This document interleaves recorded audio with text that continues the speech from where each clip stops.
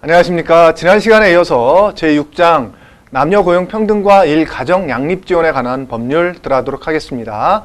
법률 용어에서 나오듯이 남녀 간의 차별 금지하고 특히 이제 여성이 차별받는 경우가 많죠. 회사에서. 또한 그 일과 가정을 양립할 수 있도록 국가에서 여러 가지 지원 정책들을 피겠다. 이 법을 통해서 이러한 법률이라고 생각하시면 될 것 같습니다. 자, 목적은 고용에 있어서 남녀의 평등한 기회와 대우를 보장한다. 모성 보호와 여성 고용을 촉진하여 남녀 고용 평등을 실현한다. 근로자의 일과 가정의 양립을 지원함으로써 모든 국민의 삶의 질 향상에 이바지한다. 헌법의 평등 이념에 따라 제정되었다라는 거죠. 자, 용어 정의 보도록 하겠습니다. 차별. 이 법에서 얘기하는 차별이라는 건 도대체 뭐냐? 사업주가 근로자에게 성별, 혼인, 가족 안에서의 지위, 임신 또는 출산 등의 사유로 합리적인 이유 없이 채용 또는 근로의 조건을 다르게 하거나 그 밖에 불리한 조치를 하는 경우 사업주가 채용 조건이나 근로 조건은 동일하게 적용하더라도 그 조건을 충족할 수 있는 남성 또는 여성이 다른 한 성에 비하여 현저히 적고 그에 따라 특정 성에게 불리한 결과를 초래하며 그 조건이 정당한 것임을 증명할 수 없는 경우를 포함한다라는 거죠. 예를 들어서 고령자법에서도 나이를 특정하지 않더라도 정리해고 할 때 고졸자 우선하면 특정 계층에 있어서는 고졸자가 훨씬 많기 때문에 불리한 것이라서 차별로 인정당할 수 있다고 그랬죠. 마찬가지입니다. 예를 들어서 꼭 남성을 뽑겠다라고 하지 않더라도 군필자 혹은 예를 들어서 지방 출장 가능자 이런 식으로 뽑는다라는 건 뭐예요? 남자만 뽑겠다라는 거죠. 혹은 여성을 특별히 지칭하진 않는데 여성을 배제하는 경우들이 있어요. 그러한 것들은 차별로 볼 수 있다라는 거예요. 남녀 차별. 자, 그러나 그 차별에 해당하지 않는 경우도 있다라는 거죠. 직무 성격에 비추어 특정성이 불가피하게 요구되는 경우. 예를 들어서 이런 거죠.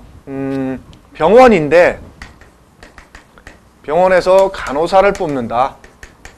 근데 정신병원인 경우에는 남성 간호사를 뽑을 거고요. 그 다음에 산부인과는 여성 간호사만 뽑으려고 하겠죠. 이런 직무의 특성에 비추어 특정성을 어쩔 수 없이 뽑는 경우 이런 거는 차별로 볼 수 없다라는 거죠. 남녀의. 또한 여성 근로자의 임신, 출산, 수유 등 모성 보호를 위한 조치를 취하는 경우 이것도 마찬가지죠. 여성에 대해서 출산 전후 휴가 혹은 육아휴직 줬다 그래가지고 남자에 대해서 차별 아니나 이렇게 얘기할 필요는 없다라는 거죠. 그 밖에 남녀 고용 평등과 일가정 양립 지원에 관한 법률 또는 다른 법률에 따라 적극적 고용 개선 조치를 하는 경우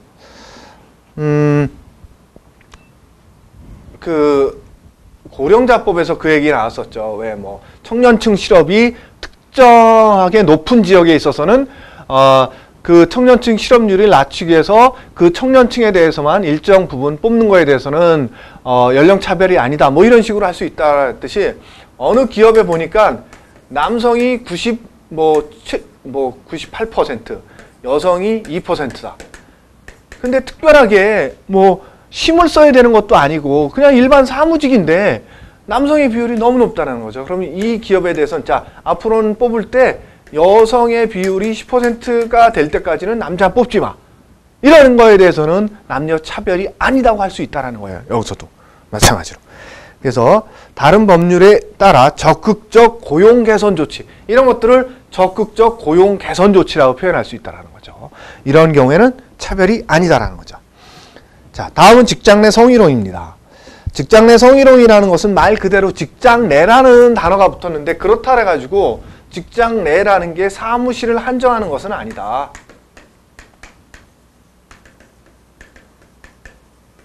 이 직장 내라는 것은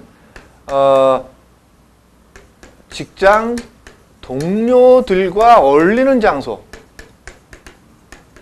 사무실이 아니라 사무실을 한정하는 것이 아니라 그래서 예를 들어서 뭐 회식 장소라든가 그럼 바뀌잖아요. 사무실이 아니라 그 다음에 뭐 워크숍이라든가 뭐 세미나를 한다든가 혹은 뭐 체육대회라든가 야유회를 한다든가 뭐 이런 거 그런 밖이라도 직장 내 그러니까 직장 동료들과 어울릴 수 있는 곳에서 발생하는 직장 동료로부터 당하는 성희롱을 직장 내 성희롱이라고 표현할 수 있다라는 거죠. 그래서 여기 보면 사업주, 상급자 또는 근로자가 직장 내 지위를 이용하거나 업무와 관련하여 다른 근로자에게 성적 언동 등으로 성적 굴욕감 또는 혐오감을 느끼게 하거나 성적 언동 또는 그 밖의 요구 등에 따르지 아니하였던 이유로 고용에서 불이익을 주는 것. 자, 그래서 직장 내 지위를 이용하거나 두 번째는 굴욕감이라든가 성적 모욕감을 느끼게 하는 것. 그 다음에 불이익을 주는 것. 이런 것들이 모여서 직장 내 성희롱이다 라고 할 수 있다는 것. 다음은 좀 전에 나왔던 적극적 고용 개선 조치. 현존하는 남녀 간의 고용 차별을 없애거나 고용 평등을 촉진하기 위하여 잠정적으로 특정성을 우대하는 조치라는 거죠. 제가 말씀드렸었죠. 아까 뭐 남자 비율이 98%, 여자 비율이 2%밖에 안 될 때 특정성, 여성을 우대하는 조치, 잠정적으로. 그 다음에 근로자, 사업주에게 고용된 자와 취업할 의사를 가진 자, 그래서 재직자 플러스 실업자를 얘기하는 거죠. 그 다음에 적용 범위, 원칙은 근로자를 사용하는 모든 사업이나 사업장에서 적용하나 적용 제외되는 게 있다. 그래서 이 법의 적용 제외자는 동거하는 친족만으로 이루어지는 사업과 가사 사용인에 대해서는 적용하지 않는다. 야, 사실은 동거의 친족 같은 경우가 그렇다 치더라도 가사 사용인 같은 경우는 얼마든지 직장 내 성희롱이 발생할 수 있는데 이거를 뺐다라는 것 자체는 문제가 있습니다. 사실 가사 사용인은 그 가정에서 입주 생활하는 가정부라든가 혹은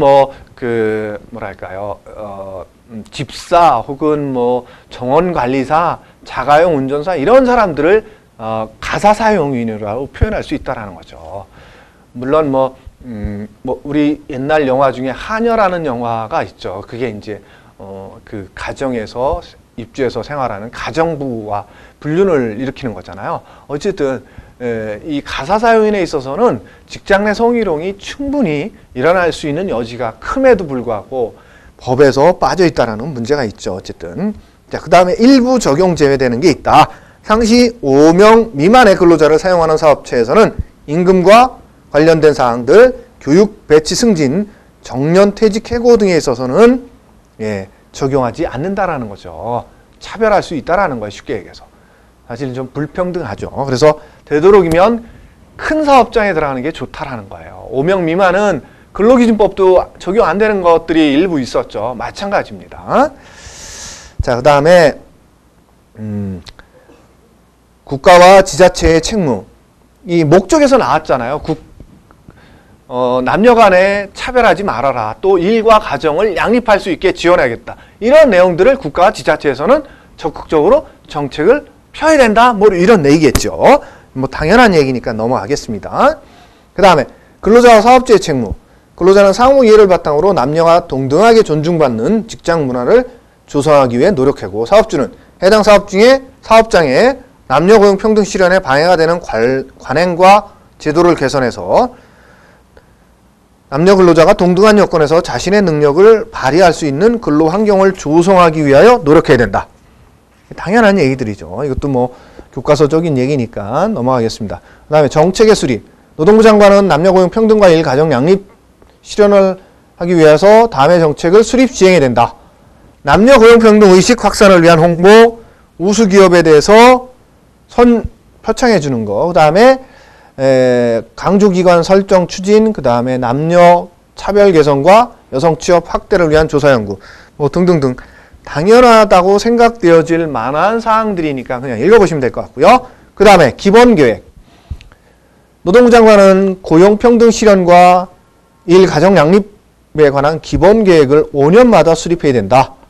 기본 계획에 포함되어야 될 사항. 여성 취업 촉진에 관한 거, 남녀 평등 기회 보장 및 대우에 관한 거, 동일 가치 노동에 대한 동일 임금. 그래서 똑같은 일을 하는데 여성 근로자만 적게 해주고 남성에 대해서 많이 주고 이런 것들은 하지 말아라 이런 거죠. 그 다음에 여성의 직업 능력 개발에 관한 거, 모성 보호에 관한 거, 일 가정 양립 지원에 관한 거, 여성 근로자에 대한 복지 시설이라든가 그런 것들, 그 다음에 직전 기본 계획 평가에 관한 거, 그 다음에 그 밖에 이 법과 관련돼서 노동부 장관이 필요하다고 인정되는 사항.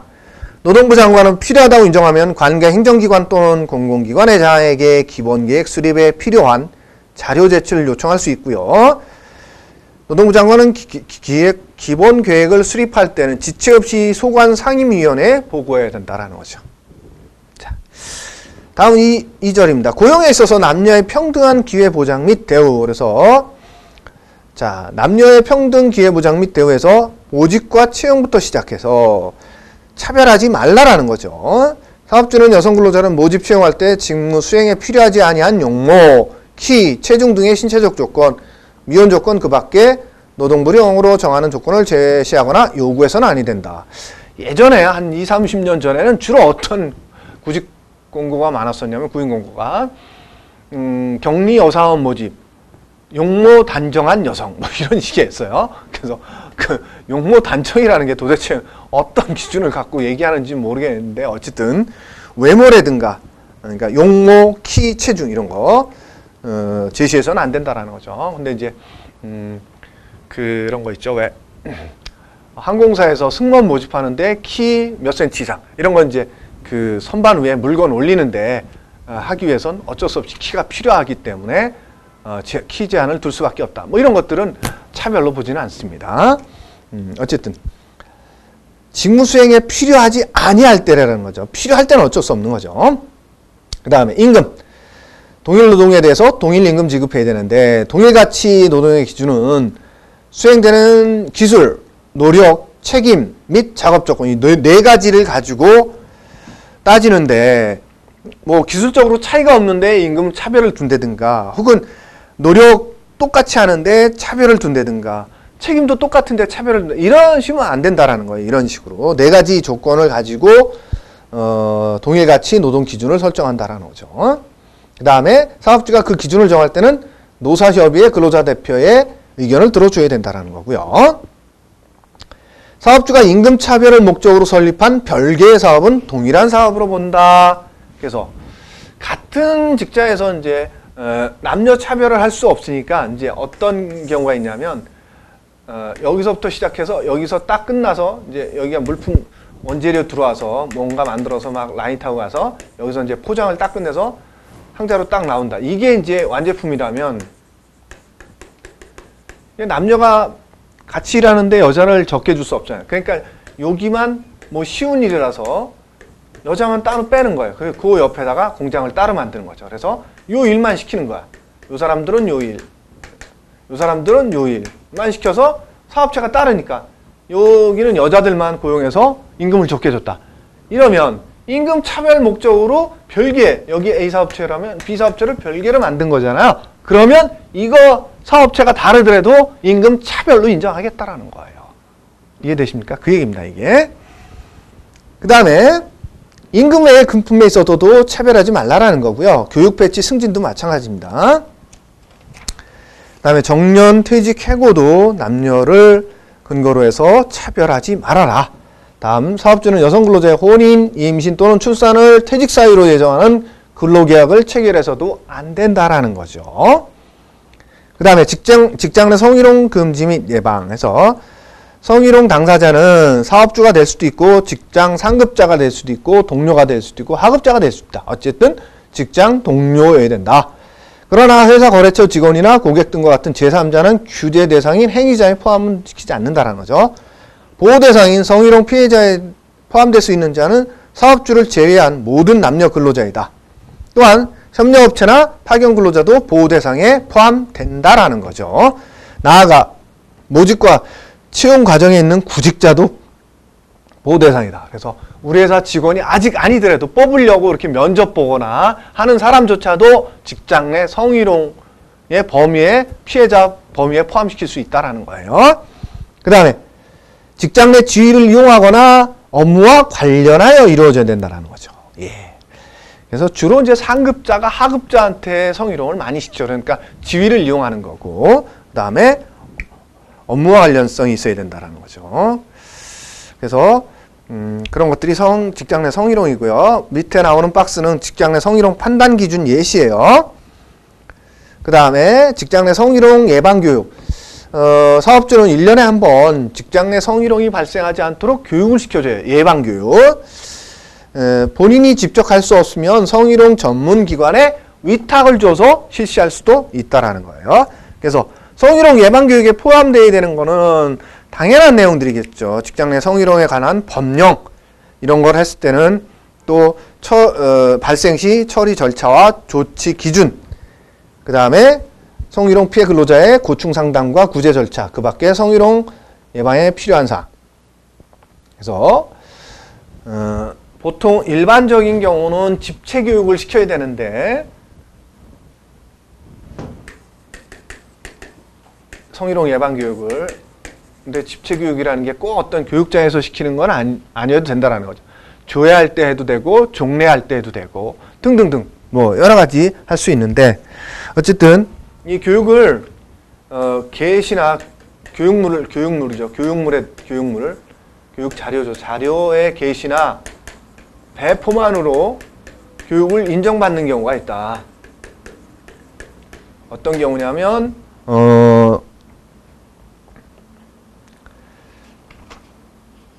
뒷페이지에 나오는 거 404페이지 상단에 상시 10인 미만 사업장, 두 번째는 동성으로만 구성되어 있는 사업장, 동성 사업장.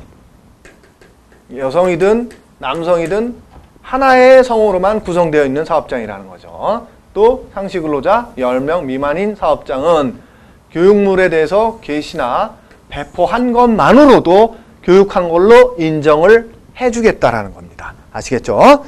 그 다음에 성희롱 예방 교육을 사업주가 직접 못하면 위탁 교육을 실시할 수도 있다 그랬죠. 그래서 위탁 교육은 성희롱 예방 전문 교육기관에서 실시하면 된다라는 거죠. 그래서 성희롱 예방 전문 교육기관은 노동부령으로 정하는 기관 중에서 지정하되 전문 강사 1명 이상 두어야 된다라는 거죠. 그 다음에 지정을 취소당할 수도 있다. 성희롱 예방 교육기관이 거짓이나 부정한 방법으로 지정을 받았거나 정당한 사유 없이 강사를 6개월 이상 계속 두지 않았거나 혹은 그런 경우에는 지정을 취소당할 수도 있다. 지정 취소를 하려면 청문을 해야 된다는 거죠. 그 다음에 직장 내 성희롱 발생 시 조치는 지체 없이 며칠 내로 하는 게 아니라 지체 없이 행위자에 대해서 징계나 그 밖에 준하는 조치를 해야 된다. 네, 가해자에 대해서겠죠. 그 다음에 피해 근로자에 대해서는 해고나 그 밖에 불리한 조치를 해서는 안 된다라는 거죠. 그 다음에 고객 등에 의해서 성희롱이 발생한다.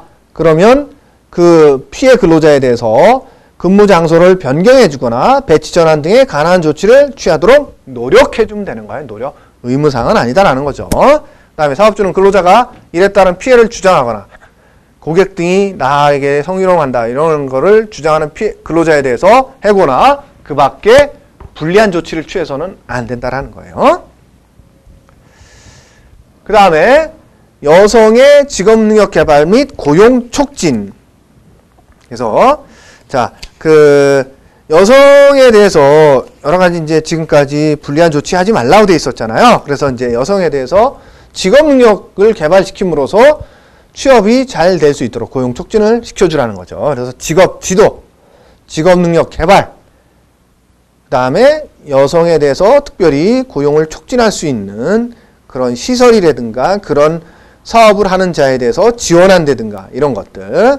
그 다음에 경력 단절 여성의 능력 개발과 고용 촉진을 지원해 주라는 거죠. 그래서 임신, 출산, 육아 등의 이유로 직장을 그만두었거나 재취업할 의사가 있는 경력 단절 여성을 위해서 취업 유망직종을 선정하고 특화된 교육과 고용 촉진 프로그램을 개발한다든가 혹은 그런 분들에 대해서 직업 정보, 직업 훈련 정보 등을 제공하고 전문화된 직업 지도, 직업 상담 등의 서비스를 제공해 주라는 거죠. 그래서 뭐 여성인력 개발센터라든가 혹은 그 고용센터에서 특별히 여성만을 위한 프로그램을 운영한다든가 이런 실질적인 조치들이 있죠. 그 다음에 적극적 고용 개선 조치를 보도록 하겠습니다. 자, 적극적 고용 개선 조치라는 것은 그 특정성이 뭐 합리적인 이유 없이 높게 채용되어 있을 때, 예를 들어서 그거 했었잖아요. 남성이 98%, 뭐 여성이 2%밖에 채용이 안 돼 있다. 그러면 이 여성에 대해서 잠정적으로 고용 개선 조치를 취해 주는 거, 이런 것들을 적극적 고용 개선 조치라고 한다. 그래서 노동부 장관은 다음 어느 하나에 해당하는 사업주로서 고용하고 있는 직종별 여성 근로자의 비율이 산업별 규모별로 노동부령으로 정하는 고용 기준에 미달하는 사업주에 대하여 차별적 고용 관행 및 제도 개선을 위한 적극적 고용 개선 조치 시행 계획을 수립하여 제출할 것을 요구할 수 있고, 이 경우 사업주는 제출해야 한다라는 거죠. 그럼 어떤 사람들이 그 사업주에 해당하느냐? 공공기관 운영에 관한 법률에 따라서 공공기관이나 단체장, 상시 500명 이상의 근로자를 사용하는 사업의 사업주. 그러니까 민간 사업주 같은 경우는 상시 근로자 500명 이상 사업주고, 공공기관에 해당하는 그러한 사업장에서는 적극적 고용 개선 조치를 해야 된다는 거죠. 그래서 직종별, 직급별 남녀 근로자 고용 현황을 노동부 장관에게 제출해야 되고, 적극적 고용 개선 조치를 하려는 사업주는 직종별 남녀 근로자 현황과 시행 계획을 작성해서 노동부 장관에게 제출해야 된다. 그런 것들이 시행 노력이 부족하다고 생각되면 노동부 장관에서는 시행 계획의 보완을 요구할 수도 있다는 거죠. 다음에 적극적 고용 개선 조치 미이행 사업주에 대해서는 명단을 공표할 수도 있다. 예. 다음에 적극적 고용 개선 조치에 관한 주요 사항을 심의하는데 어디서 심의하느냐? 고용정책 심의회라는 기구에 보면 우리 고용정책 기본법에 고용정책 심의회라는 기구를 노동부 장관 밑에 둔다 그랬죠. 그래서 노동부 장관이 위원장을 한다 그랬죠. 그래서 위원은 노와 사를 대표하는 사람, 그 다음에 고용정책 전문가, 그 다음에 시도지사 협의회에서 추천된 사람, 그 다음에 관계부처 차관, 이런 사람들이 위원으로 참여할 수 있고, 그 다음에 전문위원회 둔다 그랬죠. 전문위원회 중에 하나가 적극적 고용개선 조치 전문위원회가 있었던 거죠. 그래서 이런 것에 대한 심의는 고용정책 심의에서 한다라는 거예요. 그래서 어떤 것들을 하느냐? 여성 근로자의 고용 기준에 관한 거, 적극적 고용 개선 조치 시행계획 심사에 관한 거, 그 다음에 이행실적 평가에 관한 거, 우수기업 표창 및 지원에 관한 거, 미이행 사업주 명단 공표 여부에 관한 거 등등등 적극적 고용 개선 조치와 관련된 사항들을 심의하는 거죠. 그 다음에 여성 근로자 고용 기준에 미달하는 사업, 어떤 기준에 의하냐? 상시 1000명 미만의 근로자를 고용하는 사업의 경우에는 당 사업이 속한 산업별 전 직종 여성 근로자 고용 비율이 평균 70%에 미달하는 사업, 다만 여성 근로자의 고용 비율이 50% 이상인 기업은 제외한다. 그 다음에 여성 근로자 고용 비율이 해당 사업이 속한 산업의 여성 근로자 고용 비율 평균 70%에 미달하는 사업 등등등. 그러니까 예를 들어서 뭐 의료 산업이다. 근데 평균적으로 여성을 뭐 70% 고용하고 있다. 근데 우리 기관만 이 평균 70%보다도 70% 또 밑으로 이거 기준 대비해서 또 그러니까 70% 미만으로 고용한다. 그러면 해당할 수 있다. 뭐 이런 식인 거죠. 두 번째 내용은. 그다음에 상시 1000명 이상의 근로자를 고용한 사업의 경우에는 밑에 나와 있는 것처럼, 그러니까 두 가지, 상시 1000명 미만인 사업장과 상시 1000명 이상의 사업장, 그 기준이 약간은 좀 다르다라는 거. 뭐 요거까지 나오지는 않겠지만 어쨌든 여러분들 참고적으로 알아두시고요. 문제가 어렵게 나오면 요거까지 나올 수도 있습니다. 예.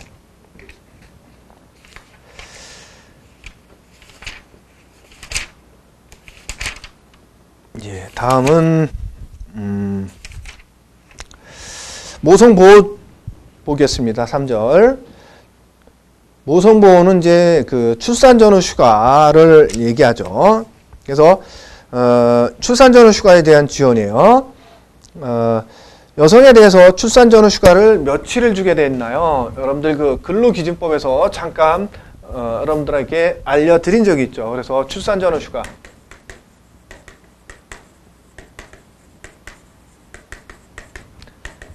단태아일 경우와 다태아일 경우 다르죠. 단태아일 경우에는 90일, 다태아일 경우에는 120일을 주게 되어 있죠. 휴가 일수가. 근데 산후 휴가를 이 경우는 45일 이상, 이거는 60일 이상을 주게 되어 있는 거죠. 예. 반수 이상은 아이를 출산한 이후에 쓰도록 해줘야 된다라는 거예요.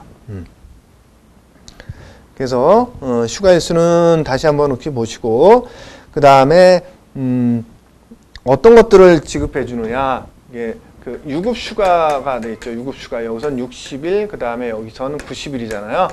나머지 30일에 대해서는 여기는 이제 60일이 되겠죠. 나머지 요 부분에 대해서는 누가 한다?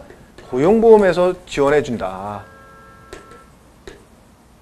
그래서 출산 전후 휴가급여를 고용보험에서 지원해 준다라는 거죠.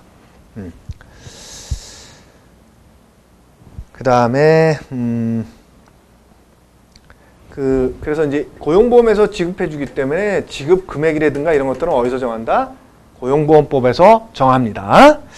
그 다음에 배우자 출산휴가. 배우자 출산휴가는 아내가 출산을 하면 남편 입장에서는 아내를 돌봐야 될 그런 상황이 처하니까 배우자도 출산휴가를 쓸 수 있다. 최대 5일까지 쓰는데 유급으로 3일 이상을 줘야 된다라는 거죠. 그래서 3일은 유급으로 한다. 그 다음에 출산한 날로부터 30일 이내에 사용해야 된다라는 거죠. 사실 30일이 넘어가면 의미가 없는 거죠. 그죠? 예. 그 다음에 4절 일과 가정 양립 지원의 부분은 다음 시간에 진행하는 걸로 할게요. 여러분들 이 시간에는 여기까지 하고 마치는 걸로 하겠습니다. 예, 수고하셨습니다.